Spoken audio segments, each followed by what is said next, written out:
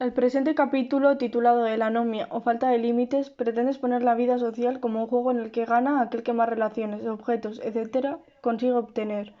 El ser humano se encuentra bañado en un mar de angustia por la constante necesidad de ser exitoso, dado que desde el nacimiento en el proceso de socialización se pretende educar a los individuos a vivir la vida como si fuese una competición constante.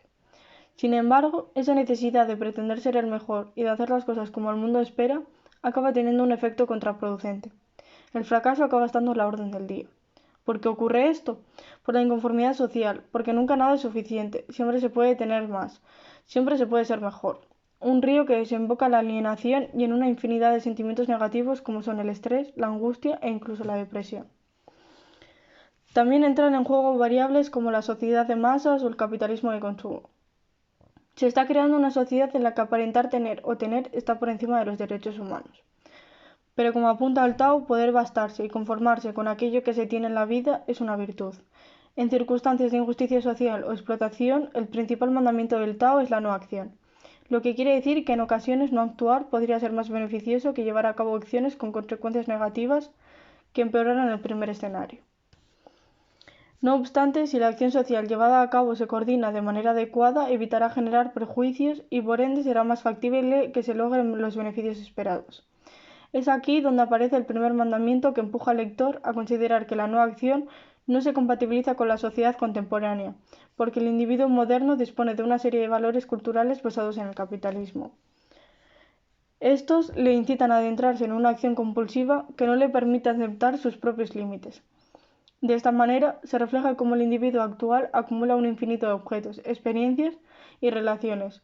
El cúmulo de relaciones podría traer, en términos sociales, la desorganización social, la cual conlleva la infelicidad. La falta de criterio, valores, creencias y anclajes dentro de la sociedad nos causa un sufrimiento. Todo ello se traduce en que es la anomia, esa alienación respecto al mundo, la que mejor define la sociedad de hoy en día. Robert Camerton ha sido uno de los autores que ha investigado la anomia en su obra Estructura social y anomia. Él parte de la premisa de que todo sujeto, desde el momento en el que nace, se encuentra en una constante competición que tiene el éxito como fin principal. De hecho, esto se refleja en ámbitos cotidianos como la valoración personal a partir de las calificaciones, la obtención de becas, el sacar adelante una oposición, etc. Además, cuanta más competencia haya, mayor será el éxito y más fuerte será el orgullo. Sin embargo, es un bien escaso en la medida en que no existe una igualdad a la hora de disponer de los medios que garanticen, o al menos que posibiliten la consecución del éxito. Por eso la sociedad que él describe está aquejada de anomia, dado que siendo el éxito pecuniario el objetivo a alcanzar, las clases más bajas no tienen los recursos necesarios para conseguirlo. Es por ello que se debería de inculcar de manera acumulativa, fuerte y constante en todos los ciudadanos, independientemente de la posición que ocupe la jerarquía social. Como posibles soluciones a esta problemática que genera frustración en los mortales, Merton explica 5 salidas lógicas. La primera de ellas es la conformidad. Esta es la más frecuente y aparece cuando el individuo deja de luchar, se rinde como consecuencia de haber recibido una socialización normal, entendiendo normal como una educación enfatizada sobre el equilibrio que debe mantenerse entre la finalidad del éxito y de la obediencia de normas. En caso de que dicho equilibrio se rompa por alguno de sus lados de manera extrema, el sujeto tenderá hacia la innovación o el ritualismo. La segunda salida es la innovación, comprendida como la categoría estrella de la desviación, por ser la que mejor atiende a la explicación de la delincuencia y anomia. Se podría decir que surge como resultado de una excesiva tolerancia respecto a la ruptura de normas, como por ejemplo que un insulto no fuera castigado por la familia, siendo incluso alentado o contado con el beneplácito de supuestos héroes. Aquí se marcan aquellos individuos que carecen de medios legítimos, y por lo tanto se verá tentado a lograr el éxito mediante vías ilegítimas. Esto se puede ver reflejado en un individuo que al no disponer del capital económico necesario para acceder a ciertas instituciones académicas y por miedo al fracaso, por no poder llegar a disponer de un trabajo que le genere unas condiciones de vida dignas, tratará de conseguir los conocimientos o las titulaciones requeridas por caminos que se salgan de lo estipulado por la ley. Para continuar, el ritualismo es la obediencia de la norma como requisito fundamental. Es decir, cuando el individuo ritualista llega a ser consciente de que los medios legítimos no le van a permitir ser exitoso, abandonará la meta. El mantener la conformidad con las costumbres morales sobreposiciona el objetivo, de manera que buscan metas alternativas más simples y rutinarias que produzcan comodidad y seguridad. La fuerte disciplina familiar en este caso sensibiliza a los individuos contra la ruptura de las normas establecidas, se podría reflejar en personas con la cabeza muy estructurada y muy organizadas, que no soportan el desorden o que han de seguir ciertas pautas cotidianas a rajatabla. Otra de las salidas es el retraimiento. Recoge a los individuos que reniegan tanto de las metas como de los medios, por lo que estos se alejan del estilo de vida de la mayoría de las personas y dejan de esforzarse por mejorar continuamente. Renuncian a la ambición y a la meta de una vida más confortable. La causa de ello es que mientras tratan de alcanzar la meta de éxito, están fracasando doblemente, por no poder hacer uso de los medios legítimos y por las prohibiciones interiorizadas, por su obligación moral para usar la vía ilegítima.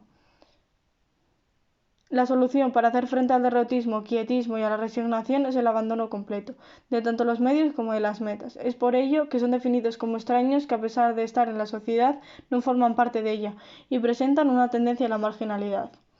Sin embargo, este conjunto de individuos no conforma un grupo en sí porque no disponen de un código cultural. Critican los valores materialistas por los que se rigen los demás o porque el precio de conseguir esas metas es elevado. Puede producirles cuadros de estrés, ansiedad, etc. Será pobre, pero libre. La voluntad y la conciencia son los dos criterios que debemos tener en cuenta para considerar el caso puro del retraído. Por último, la rebelión es también la renuncia a la ambición y al frustrante proceso para conseguirlo. Lo que marca la diferencia es que los individuos, tras estar disconformes con los valores, los medios y las metas, buscan un cambio radical que les permita lograr una mejor situación. Proponen una alternativa. Podría verse ejemplificado en cualquier colectivo que exija medios de organización diversos a los usuales.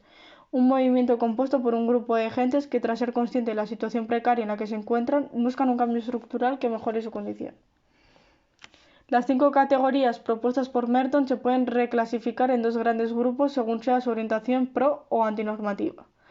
Los conformistas y ruralistas conformarían el orden social, mientras que innovadores, retraídos y rebeldes o revolucionarios serían modelos de ruptura con las normas. Estos últimos empujarían al desorden social con perspectivas de reorganización en algunos casos. Tras ello, se puede ver cómo las 5 salidas lógicas propuestas por el autor, a pesar de estar orientadas dentro de la cultura americana, pueden extrapolarse a otros ámbitos cotidianos. Con todo ello, se puede ver como el mensaje principal que Merton quiere transmitir es que la teoría de la anomia está fundamentada sobre la ambición sin límites. Es decir, que la anomia se traduce sobre una socialización sin apego a los medios legales y en la falta de oportunidades, por lo que acaban conduciendo a los individuos que lo padecen a la ruptura de normas. Sin embargo, la anomia ha sido estudiada en diversas ocasiones por diferentes autores, y es así como Durkheim, en su obra El suicidio, pretende analizar las razones que conllevan a los individuos a suicidarse. Realiza categorías en función de 4 tipos de sociedades y es aquí donde entra en juego la anomia, presentada como una analogía médica. El individuo ya desde su nacimiento tiene cierta predisposición genética a desarrollar esta enfermedad de las aspiraciones infinitas y que nunca son totalmente satisfechas, siempre se quiere más. La constante e ilimitada búsqueda de obtener algo mejor, nuevo y en definitiva que lidie con las satisfacciones momentáneas es el pan de cada día de estos sujetos. Infravaloran la importancia de los objetos en sí y se aluden a la incesante obtención de ellos. Se sustituye la cantidad por la calidad, o mínimamente se le ha restado la importancia a la calidad. Por supuesto, no se puede dejar de lado la idea de que en el querer adquirir objetos continuamente tienen cabida muchos que no son necesarios. Por esta predisposición del ser, no se puede esperar que se desarrollen los límites a esa tendencia ineludible en el individuo. Pero el hombre no solo dispone de una parte física, sino que también desarrolla una parte social. Los individuos, debido a su consistencia de ser social a la vez que físico, necesitan de una sociedad para poder expresar su ser social y realizarse de manera plena. Esta analogía también permite incidir sobre el hecho de que la limitación social puede considerarse como el medicamento que contiene el virus de las aspiraciones infinitas y de la pérdida del individuo. Pero estas pastillas no son de una sola toma, sino que vienen insertas en códigos de conducta no escritos pero vigentes en las tradiciones y costumbres de los pueblos, siendo los más importantes los asociados al estilo de vida y al trabajo de la gente. Tras ver salir de la Torre Europa en Madrid a un sujeto trajeado con un maletín, se ve a un lado a un albañil con un mono de trabajo, lo que conduce a plantearse preguntas como ¿y si lo seguimos? ¿A qué bares irán? ¿Qué se tomarán? Si me invitas a comer a un restaurante, ¿cuál sería? ¿Qué coche conducirá? ¿Qué hará en su tiempo libre? ¿Correr? ¿Otro deporte? ¿Salir a los bares? ¿Leer? Las respuestas a estas preguntas probablemente conformarían un conjunto coherente de hábitos y actitudes como que el albañil se decantará por comida tradicional y por vino o cerveza antes que por platos de alta cocina y cócteles exóticos, mientras que el empresario tendría elecciones inversas. El gusto y la economía son dos de las variables que conllevan este tipo de deducciones. Las preferencias, hábitos y costumbres son diferentes de unos sujetos a otros porque no se atribuyen a componentes innatos individuales, sino que son hábitos de socialización que se van cimentando en las historias personales y se solidifican junto con las experiencias compartidas que el entorno les transmite. Los seres humanos, cuando llegan a la edad adulta, al haber asentado unos hábitos de vida y de ser, tratan de evitar los cambios drásticos que rompan con todo lo establecido, porque nuevas uniones requieren de un alto gasto de energía y los beneficios a obtener son dudosos. Las redes que el individuo establece se ven constituidas y retroalimentan las ideas que el individuo tiene, ya que son parecidas y se guían por criterios de conducta similar. No obstante, si se tiene en cuenta la variable económica, se puede ver cómo un gran cambio en la disposición monetaria que uno tenga conlleva de manera implícita transformaciones extremas en la manera de vivir. Yendo más allá, se pone como objeto de análisis a las hijas de estos dos hombres. Cada una de ellas, en correspondencia al estilo de vida paterno, tendrán vidas muy distintas que las limitarán en mayor o menor instancia a la hora de tener acceso a ciertas oportunidades como son la educación, la sanidad, etc. Centrándonos en la hija del albañil, pongamos que ésta sale de la ciudad con una beca para ir a la universidad y se hospeda en una residencia de monjas. Podremos verla el sábado a la noche consumiendo drogas y el viernes en un concierto de Mozart en la catedral con alguna de las monjas. Haciendo la pregunta de otra manera, ¿es más probable que la respuesta sea afirmativa en esa chica que en otra que estudiara en la misma residencia, en la misma carrera, pero hace 50 años? Seguramente sí. ¿Qué ha ocurrido? Los cambios en la sociedad moderna a lo largo de los últimos 50 años se ven reflejados en la evaporación del signo identitario de las personas que les amparaba ante la confusión. En un anuncio publicitario de Jaguar se ve como un hombre se desmaya al ver que ha podido obtener el coche de sus sueños a través de un crédito financiero. Pero más que una imaginación publicitaria, estamos ante un caso real. Sobre todo, antes de la crisis de 2008 se dieron bastantes casos en los que menores de 20 años que tras dejar sus estudios comenzaron a trabajar en fábricas y con un sueldo base adquirían un coche que se salía de sus posibilidades. Por lo tanto, eran personas que sin tener la capacidad económica para obtener ciertos bienes los compraban, pero para poder mantener este vicio o lujo, los padres tendrían que proporcionarles alimento y techo. El cambio social y cultural en los últimos años ha sido enorme y las consecuencias han impactado sobre la actualidad en forma de un esquema de los sociólogos cuya utilidad es de carácter dudoso. Estos funcionaban como mapas en los que ubicar la interacción, las decisiones y los comportamientos de un territorio social relativamente ordenado. El problema no es que los mapas se hayan estropeado, sino que ante el aumento del mundo estos han quedado inservibles ya que los actores sociales muestran comportamientos impredecibles. Esto en términos de los cambios en la vida de la gente, para Durkheim supondría que las personas se quedarán a medias en el camino de la realización personal. Sin vínculos familiares, religiosos, de sentimiento patriótico, etc., el ciudadano medio se queda sin un camino que seguir. No dispone de las ayudas necesarias para mantener controlado el principio de individualización desintegrador. De igual manera no funcionan las constelaciones de hábitos de consumo basadas en categorías sociales sustraídas de estatus ocupacionales y de sus estilos de vida e ingresos. El ciudadano no dispone de los retrovirales que le impiden el desarrollo de la enfermedad de las aspiraciones infinitas. Como no hay fines sociales ni morales que frenen al individuo, el resultado final es la anomia. La suma de un conjunto de seres incompletos o desorganizados es una sociedad anómica.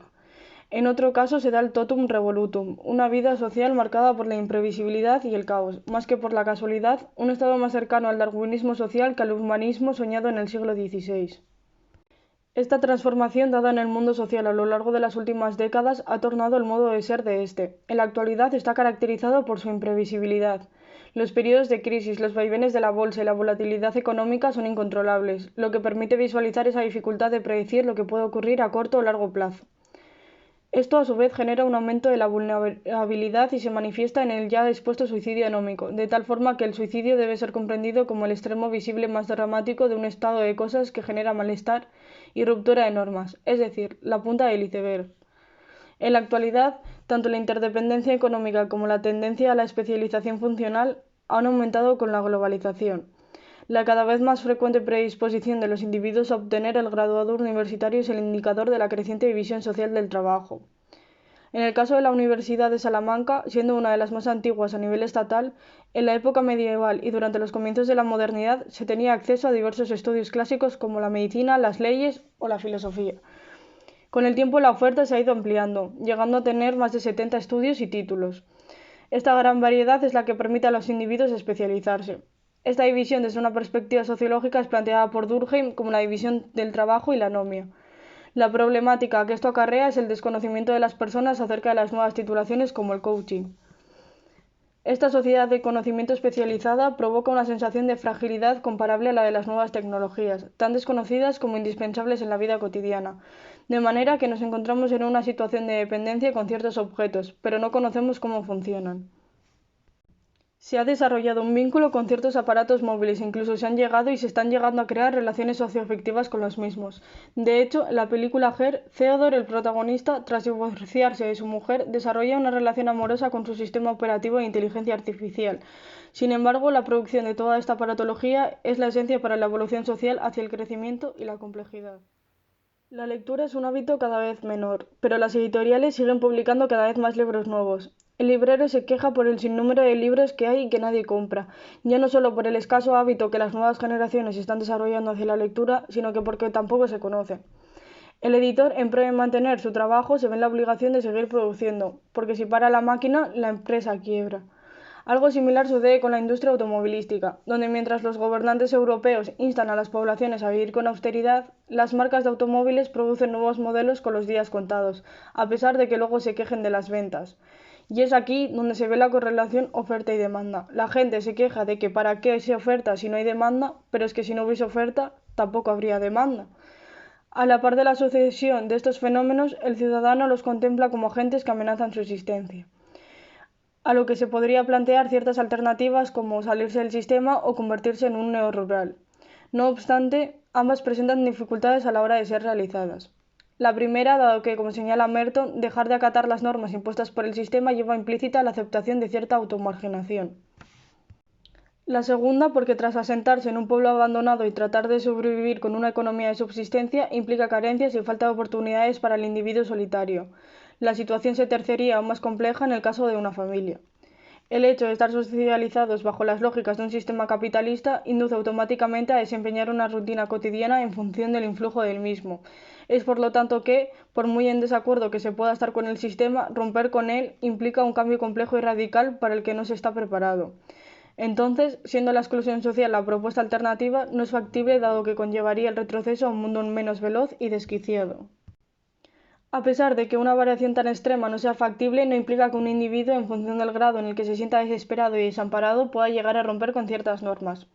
En el caso de alguien que está en paro y sigue teniendo la necesidad de alimentar a su familia, se puede ver tentado a realizar trabajos en la economía sumergida. En el peor de los casos, alguien arruinado puede acabar optando por el suicidio como vía de escape. El filósofo griego Epicuro enunció: nada satisface al hombre que no se serena un poco. Atenas es víctima de la miseria política y económica. El malestar se establece entre los griegos. El desorden y la angustia crece cada día. Estas oraciones son parte de un trabajo de Paul Nizan, publicado en 1938 sobre los materialistas de la antigüedad, en el cual se describen los duros tiempos que le tocó vivir a Epicuro. En la Grecia de entonces, la anomia era la patología de una sociedad falta de normas, que conducía a los individuos al suicidio. En contraparte, la valoración de la situación del país griego por los intelectuales y poetas de la época es opuesta a la definición y a la valoración hecha en los años 2011 y 2012 por políticos y economistas alemanes. Los actuales creadores de opinión pública son alemanes tecnócratas que se consideran acreedores financieros, mientras que en la antigüedad se transmitía el sentimiento de deuda moral y cultural. Una actualización de la frase de Epicuro a la realidad contemporánea sería: nada satisface al hombre que no se resigna un poco. Esto mismo lo propuso el filósofo alemán Goethe con una cultura de la resignación, no refiriéndose a una tolerancia inactiva como la que promovía el taoísmo, sino a una actitud que supiera aceptar las manquedades de nuestro destino. Sin embargo, Europa comienza a sufrir un declive en cuanto a su situación de bienestar cuando comenzó a materializarse hacia un estado transnacional durante el siglo XX. El cambio de siglo fue el punto de inflexión que marcó el malestar del continente hasta llegar a la mayor crisis de la historia moderna. Para algunos comentaristas, el cambio es tal que podría hablarse de una nueva era, diferente a la Europa políticamente unida que soñaban Jean Monnet y Robert Schuman. Hoy en día la identidad europea está más amenazada que nunca. Es por ello que ha de escoger la senda de la cultura de la resignación para no ahogarse en el gélido charco de la anomia. Así como interpretó Ortega y Gasset, a Europa solo le faltaría por ensayar la última de las ilusiones. Ha de saber aceptar las limitaciones del individualismo y del nihilismo. Tendrá que reconstruir el tejido social desde la austeridad, usar racionalmente la tecnología para mejorar la calidad de vida y buscar formas para compaginar el avance de la participación ciudadana con la simplificación normativa y administrativa.